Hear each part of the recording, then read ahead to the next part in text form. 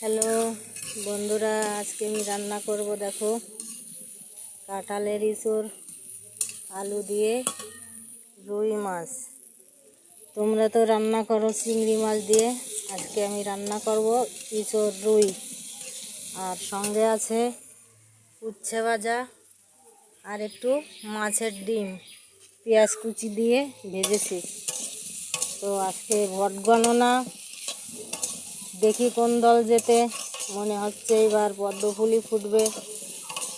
তা তোমরা কতটা খুশি জানি না, আমি কিন্তু খুবই খুশি। আর এই রান্নাটা একই রকমভাবে করব, যেমন চিংড়ি মাছ ইঁচড় দিয়ে করে ওইভাবেই করব। দেখতে থাকো আমার রান্না। এখানে রুই মাছগুলোকে লাল লাল করে ভেজে রেখেছি। আর এখানে আছে লঙ্কা বাটা, আদা বাটা, জিরে বাটা, আর সব মশলা কষিয়ে ওর মধ্যে ইঁচড়টুকু ঢেলে দিচ্ছি। এটাকেও কিছুক্ষণ কষাবো, তারপরে জল দিয়ে দেবো। কাঁঠাল আলু সুন্দর করে মশলা দিয়ে কষানো হয়ে গেছে। এবার এর মধ্যে আমি দিয়ে দেবো জল, পরিমাণ মতো জল দিয়ে দেবো।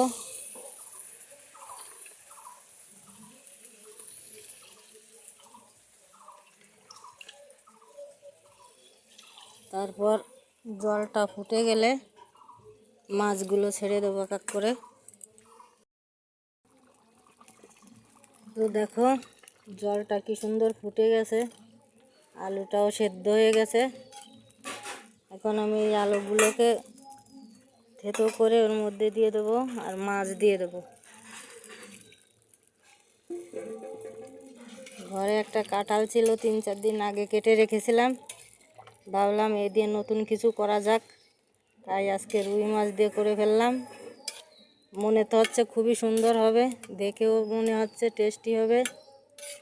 তোমরাও করে খেয়ে দেখতে পারো চাইলে।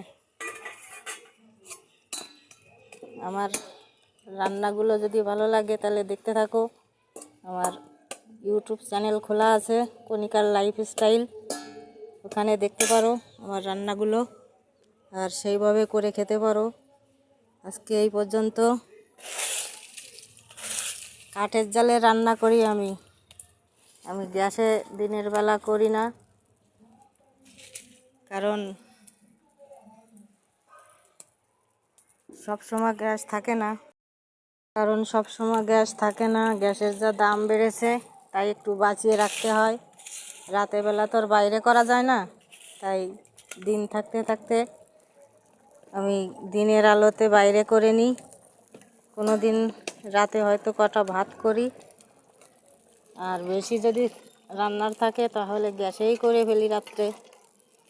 এখন আমি এর মধ্যে একটু গরম মশলা দিয়ে নামিয়ে নেব। জাস্ট অসাধারণ, কি সুন্দর কালারটা এসেছে, দেখতেও সুন্দর হয়েছে, খেতেও নিশ্চয়ই ভালো হবে। Tata, bye bye.